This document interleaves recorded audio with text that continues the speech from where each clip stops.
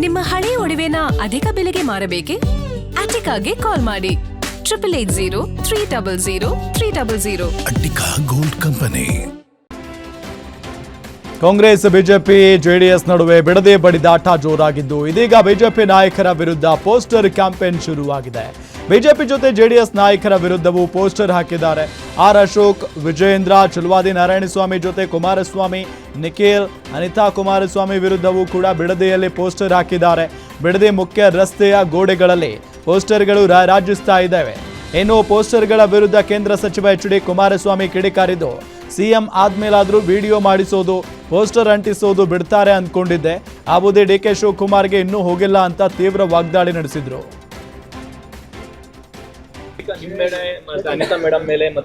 ಈಗ ತಪ್ಪಿಲ್ಲಬೇಡಿ ಬ್ರದರ್, ನಾನು ಈ ರಾಜ್ಯದ ಮುಖ್ಯಮಂತ್ರಿಗಳಾದ ಮೇಲಾದರೂ ಇದೆಂಥವು ಬ್ಲೂ ಫಿಲಮ್ ಮಾಡಿಸೋದು, ಪೋಸ್ಟ್ ಅಂಟಿಸೋದು ಇದೆಲ್ಲ ಬಿಡ್ತಾರೆ ಅದನ್ನು ಅಂತ ಅನ್ಕೊಂಡಿದ್ದೆ.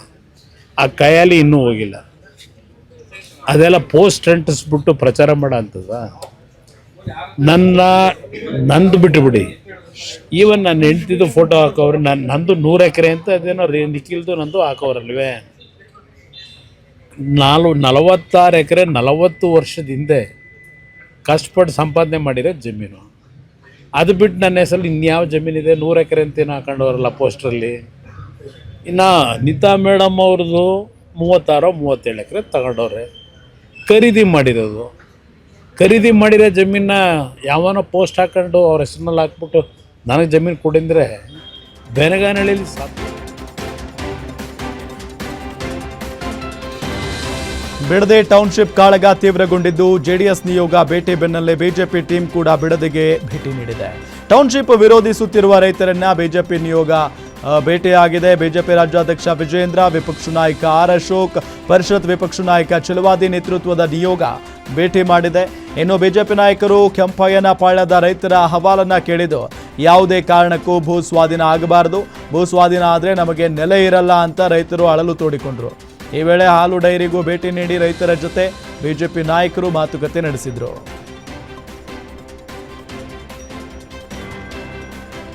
ಬಿಡದಿ ಟೌನ್ಶಿಪ್ ಯೋಜನೆ ಈಗ ತಾರಕಕ್ಕೇರಿದೆ. ಸಿಎಂ ಡಿ.ಕೆ. ಶಿವಕುಮಾರ್ ವಿರುದ್ಧ ಬಿಜೆಪಿ ರಾಜ್ಯಾಧ್ಯಕ್ಷ ಬಿ.ವೈ. ವಿಜಯೇಂದ್ರ ಕಿಡಿಕಾರಿದ್ದಾರೆ. ಸಿಎಂ ಆದ್ಯತೆ ರೈತರಲ್ಲ, ಬಡವರಿಗೆ ಮನೆ ಕಟ್ಟುವುದೂ ಅಲ್ಲ, ಓನ್ಲಿ ರಿಯಲ್ ಎಸ್ಟೇಟ್ ಅನ್ನೋದು ಸಿಎಂ ಆದ 24 ಗಂಟೆಗೆ ತೋರಿಸಿದ್ದಾರೆ. ಬಿಡದಿಯಲ್ಲಿ ರೈತರ ಜಮೀನು ಕಬಳಿಕೆಯನ್ನ ಬಿಜೆಪಿ ವಿರೋಧ ಮಾಡ್ತಾ ಇದೆ. ಭೂ ಸ್ವಾಧೀನವನ್ನ ತಕ್ಷಣ ಕೈಬಿಡುವಂತೆ ಆಗ್ರಹಿಸಿದ್ರು.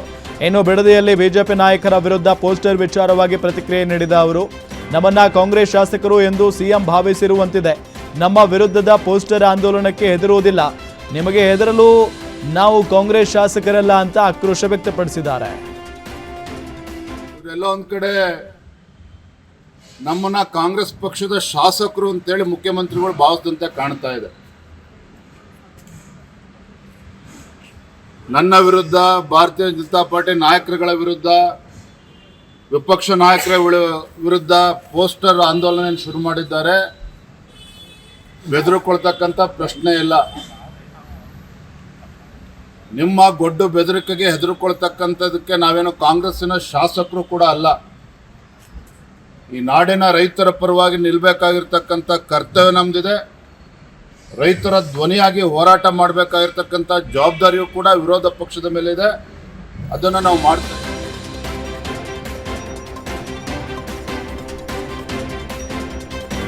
ನಾಳೆ ವಿಧಾನ ಪರಿಷತ್ ಚುನಾವಣೆ ಹಿನ್ನೆಲೆ ಪರಿಷತ್ ಫೈಟ್ಗೆ ಕಾಂಗ್ರೆಸ್ ಸಜ್ಜಾಗ್ತಿದೆ. ಸಿಎಲ್ಪಿ ಸಭೆಯಲ್ಲಿ ಚುನಾವಣೆ ಕುರಿತು ಚರ್ಚೆ ನಡೆದಿದ್ದು, ಮತದಾನ ಮಾಡುವ ಬಗ್ಗೆ ಶಾಸಕರಿಗೆ ಟ್ರೈನಿಂಗ್ ಕೊಡಲಾಗ್ತಿದೆ. ಮಾದರಿ ಮತಪತ್ರಗಳನ್ನು ಮೊದಲ ಬಾರಿ ಗೆದ್ದಿರುವ ಶಾಸಕರಿಗೆ ತೋರಿಸಿ ನಾಯಕರು ವಿವರಿಸಿದ್ರು. 4 ಬಾಕ್ಸ್ಗಳಲ್ಲಿ ಬಂದ ಬ್ಯಾಲೆಟ್ ಪೇಪರ್ ತೋರಿಸಿ ಪ್ರಾತ್ಯಕ್ಷಿಕೆ ಪ್ರದರ್ಶನ ಮಾಡಲಾಯಿತು. ಈ ವೇಳೆ ಅಡ್ಡ ಮತದಾನ ಆಗದಂತೆ ಕಾಂಗ್ರೆಸ್ ಫುಲ್ ಅಲರ್ಟ್ ಆಗಿದ್ದು, ಕಾಂಗ್ರೆಸ್ ನಾಯಕರು ಶಾಸಕರನ್ನ ಬಿಡದಿ ಬಳಿಯ ರೆಸಾರ್ಟ್ನಲ್ಲಿ ಇಟ್ಟಿದ್ದಾರೆ.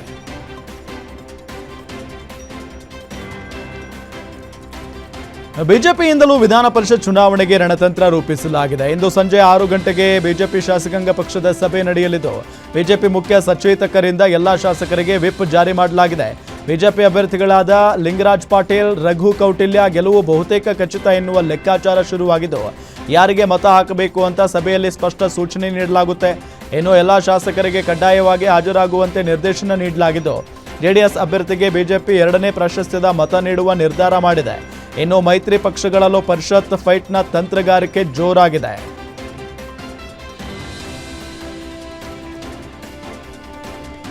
ಪರಿಷತ್ ಫೈಟ್ನಲ್ಲಿ ಕೈ ಶಾಸಕರಿಗೆ ಜೆಡಿಎಸ್ ಕರೆ ಆರೋಪ ಹಿನ್ನೆಲೆ ಸಿಎಂ ಡಿಕೆ ಶಿವಕುಮಾರ್ ಆರೋಪಕ್ಕೆ ಕೇಂದ್ರ ಸಚಿವ ಎಚ್.ಡಿ. ಕುಮಾರಸ್ವಾಮಿ ತಿರುಗೇಟನ್ನ ಕೊಟ್ಟಿದ್ದಾರೆ.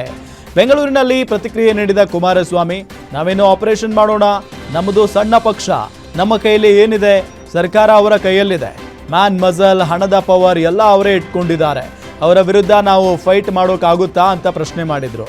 ನಮ್ಮ ಪಕ್ಷದ ಮತಗಳು ಚೆಲ್ಲಾಪಿಲ್ಲೆ ಆಗಬಾರ್ದು, ನಮ್ಮ ಮತ ಒಟ್ಟಾಗಿ ಇರಬೇಕು ಅಂತ ಅಭ್ಯರ್ಥಿ ಹಾಕಿದ್ದೇವೆ, ಕುತಂತ್ರ ಮಾಡಿ ಗೆದ್ದೆ ಬಿಡಬೇಕು ಅನ್ನೋ ಪ್ರಶ್ನೆ ಇಲ್ಲ ಅಂತ ಹೇಳಿದ್ರು. ಜೆಡಿಎಸ್ ಅವರು ಆಪರೇಷನ್ ಮಾಡ್ತಿದ್ದಾರೆ, ಕಾಂಗ್ರೆಸ್ ಶಾಸಕರು ನಾವು ಏನು ಆಪರೇಷನ್ ಮಾಡೋದ? ನಮ್ಮದು ಒಂದು ಸಣ್ಣ ಪಕ್ಷ, ನಮ್ಮ ಪಕ್ಷದಲ್ಲಿ ಏನಿದೆ ಮಾಡಕ್ಕೆ ನಮಗೆ? ನಮ್ಮ ಕೈಲಿ ತಾನೇ ಏನಾಗ್ತದೆ? ಸರ್ಕಾರ ಅವ್ರ ಕೈಲಿದೆ, ಮ್ಯಾನ್ ಪವರು, ಮಜಲ್ ಪವರು, ಹಣದ ಪವರು ಎಲ್ಲ ಇಟ್ಕೊಂಡವ್ರೆ. ಅವ್ರ ಮುಂದೆ ನಾವು ಫೈಟ್ ಮಾಡೋಕ್ಕಾಗುತ್ತಾ? ನಾವು ನಮ್ಮ ಪಕ್ಷದ ಮತಗಳು ಚಲಾಪಿಲಿ ಆಗಬಾರ್ದು, ನಮ್ಮ ಪಕ್ಷದ ಮತ ಒಟ್ಟಾಗಿರಬೇಕು ಅನ್ನೋದಕ್ಕೆ ಕ್ಯಾಂಡಿಡೇಟ್ ಹಾಕಿದ್ದೀವಿ. ನಾವೇನು ಗೆದ್ದೇ ಬಿಡಬೇಕು ಏನಾದರೂ ಮಾಡಿ ಕುತಂತ್ರದ ಮುಖಾಂತರ ಅನ್ನೋ ಪ್ರಶ್ನೆ ಇಲ್ಲ.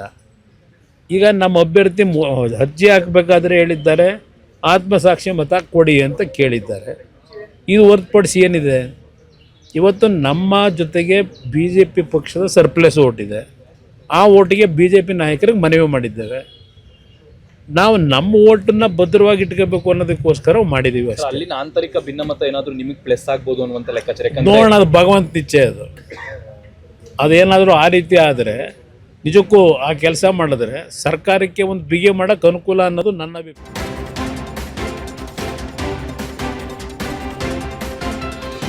ಧರ್ಮಸ್ಥಳ ವಿರುದ್ಧ ಷಡ್ಯಂತ್ರ ನಡೆಸಿದ್ದ ಬುರುಡೆ ಗ್ಯಾಂಗ್ ಜೊತೆ ನಟ ಪ್ರಕಾಶ್ ರಾಜ್ ಹೆಸರು ವಿಚಾರಕ್ಕೆ ಸಂಬಂಧಪಟ್ಟಂತೆ ನಟ ಪ್ರಕಾಶ್ ರಾಜ್ ಸ್ಪಷ್ಟನೆ ಕೊಟ್ಟಿದ್ದಾರೆ. ಬೆಂಗಳೂರಿನಲ್ಲಿ ಸುದ್ದಿಗೋಷ್ಠಿ ನಡೆಸಿ ಮಾತನಾಡಿದ ಅವರು, ಚಿನ್ನಯ್ಯ ಫೋನ್ ಮಾಡಿದ್ದು ಸತ್ಯ, ಕ್ಷೇತ್ರದಲ್ಲಿ ಆಗಿರೋ ಅಸಹಜ ಸಾವುಗಳ ಬಗ್ಗೆ ಪ್ರಶ್ನೆ ಮಾಡಿದ್ದೇನೆ, ಚಿನ್ನಯ್ಯ ಜೊತೆ ತಮಿಳಿನಲ್ಲಿ ಮಾತನಾಡಿದ್ದೆ ಅಂತ ಹೇಳಿದರು. SIT ವಿಚಾರಣೆಗೆ ಹೋಗುವ 2 ದಿನ ಮುಂಚೆ ಫೋನ್ನಲ್ಲಿ ಮಾತನಾಡಿದ್ದೆ, ಧರ್ಮಸ್ಥಳದ ವಿರುದ್ಧ ಕೇಸ್ ಕೊಟ್ಟಿದ್ದೇನೆ ಅಂತ ಹೇಳಿದ್ದ, SIT ಮುಂದೆ ವಿಚಾರಣೆಗೆ ಹೋಗ್ತಿದ್ದೇನೆ ಅಂತ ಚಿನ್ನಯ್ಯ ಹೇಳಿದ್ದ, ನನಗೆ ಭಯ ಆಗ್ತಾ ಇದೆ ಅಂತ ಕೂಡ ಚಿನ್ನಯ್ಯ ಹೇಳಿದ್ನಂತೆ. ಏನೂ ಆಗೋದಿಲ್ಲ ಹೋಗು ಅಂತ ನಾನೇ ಧೈರ್ಯ ಹೇಳಿ ವಿಚಾರಣೆಗೆ ಕಳುಹಿಸಿದ್ದೆ, ನೀನು ಹೇಳೋದು ಸತ್ಯ ಆದರೆ ಇಡೀ ಊರೇ ಕೊಂಡಾಡುತ್ತೆ ಅಂತ ಹೇಳಿದ್ದೆ, ನಾನೇ ಬಂದು ಅಪ್ಪಿಕೊಂಡು ಮುದ್ದಾಡ್ತೀನಿ ಅಂತ ಚಿನ್ನಯ್ಯಗೆ ಹೇಳಿದ್ದು ಸತ್ಯ. ಹೋರಾಟದ ಬಗ್ಗೆ ಗಿರೀಶ್ ಮಟ್ಟಣ್ಣವರ್ ಕೂಡ ನನ್ನ ಜೊತೆ ಮಾತನಾಡಿದ್ರು ಅಂತ ಈ ಸಂದರ್ಭದಲ್ಲಿ ಪ್ರಕಾಶ್ ರಾಜ್ ಹೇಳಿದ್ದಾರೆ. ಮೋಹಂತಿ ಅವರು ಇನ್ನೂ ಈ ಚಿನ್ನಯ್ಯನ್ನ ಭೇಟಿ ಮಾಡಿಲ್ಲ, ಅವರು ಚಾರ್ಜ್ ತಗೊಂಡಿದ್ದಾರೆ. ನನಗೆ ಒಂದು ಬರುತ್ತೆ, ಗಿರೀಶ್ ಮಟ್ಟಣ್ಣನವರಿಂದ ಫೋನ್ ಬಂತು, ಇಲ್ಲ ಮಾಸ್ಕ್ ಒಬ್ಬ ವ್ಯಕ್ತಿ ಇದಾನಲ್ಲ, ಮಾಸ್ಕ್ ಅವಾಗಿನ ಮಾಸ್ಕ್ ಇಲ್ಲ, ಒಬ್ಬ ವ್ಯಕ್ತಿ ಇದಾನಲ್ಲ, ಅವ್ನು ನನ್ನ ಜೊತೆ ಇದ್ದಾನೆ, ನಿಮ್ ಜೊತೆ ಮಾತಾಡ್ಬೇಕಂತೆ. ಹೇಗಿರ್ಬೋದು? ನನಗೆ ನಡೀತಾ ಇದೆ, ನೇರವಾಗಿ ನನಗೆ ಒಂದು ಎವಿಡೆನ್ಸ್ ಬರ್ತಾ ಇದೆ, ಕೊಡಿ ಫೋನ್. ತಮಿಳಿನಲ್ಲಿ ಮಾತಾಡ್ದ, ಆದ್ರೆ ಇವರು ನಮ್ಮ ಮಂಡ್ಯದವರು ಅಂತ ಇದ್ರಲ್ಲ, ದುಂಬಿಸಿದ್ರು, ತಮಿಳಿನ ಕೇಳಿಸ್ಕೊಂಡು ಏನಪ್ಪ ಅಂದ್ರೆ, ನಾವು ಉಂಗಳೇ ಪಾಕನೋ, ನನ್ನ ಯಾಕಪ್ಪ ನೋಡ್ಬೇಕು, ಏನ್ ಗೊತ್ತು ನಿನಗೆ? ಹಾಗಾದ್ರೆ SIT ಫಾರ್ಮ್ ಮಾಡಿದ್ದಾರೆ, ಹೋಗ್ಬಿಟ್ಟು ಸರ್ ಧೈರ್ಯ ಇಲ್ಲ ನನಗೆ, ನೋಡಪ್ಪ ನನ್ನನ್ನು ಮೀಟ್ ಮಾಡೋದಲ್ಲ ಬೇಡ, ನಿನ್ಗೇನಾದ್ರು ಹೇಳ್ಬೇಕಾದ್ರೆ ನಿನ್ ರೆಕಾರ್ಡ್ ಮಾಡಿ ವಾಯ್ಸ್ ಕಳಿಸು, ನಾನು ಇಸ್ಕೈ ಇಮಿಡಿಯೇಟ್ ಆಗಿ ರೆಕಾರ್ಡೆಡ್ ವಾಯ್ಸ್ ನಲ್ಲಿ ಏನೇನೋ ಬಡಬಡಿಸ್ದ. ನಾನು ನನ್ನ ಲಾಯರ್ಗೆ ಫೋನ್ ಮಾಡಿದೆ, ನೋಡಿ ಇಡೀ ದೇಶದಲ್ಲಿ ಮಾಧ್ಯಮಕ್ಕೆ ಯಾರಿಗೂ ಏನೂ ಗೊತ್ತಿಲ್ಲ, ನನಗೆ ನೇರವಾಗಿ ಫೋನ್ ಬಂದಿದೆ, ನಾವೇನ್ ಮಾಡ್ಬೇಕೀಗ? ಇಮಿಡಿಯೇಟ್ ಆಗಿ ನಾವು ಆ ದಿನವೇ ಇವ್ರಿಗೆ ಫೋನ್ ಮಾಡಿದೆ, ನಮ್ಮ ಮೋಹಂತಿ ಅವ್ರಿಗೆ, ಮೋಹಂತಿ ಸರ್ ಇದು ಫಾರ್ವರ್ಡ್ ಈ ತರ ಇದೆ, ನಾನು ನಿಮ್ಮನ್ನು ಭೇಟಿ ಮಾಡಕ್ ಬರ್ತಾ ಇದ್ದೀನಿ ಅಂತ ನೇರವಾಗಿ ಅಪಾಯಿಂಟ್ ತಗೊಂಡು ಬಂದು, ನೀವು ಮಂಡ್ಯದವಲ್ಲ ತಮಿಳು ಮಾತಾಡ್ತಾರೆ, ಅದು ಯಾವ ಭಾಷೆ ಪ್ರಕಾಶ್? ನೀವು ಹಲವು ಭಾಷೆ ಮಾತಾಡ್ತಿರಲ್ಲ, ಅದೊಂದು ತೆಲುಗು ಮಿಕ್ಸ್ ಆಗಿದೆ ಸರ್, ಇದು ವಿಷಯ.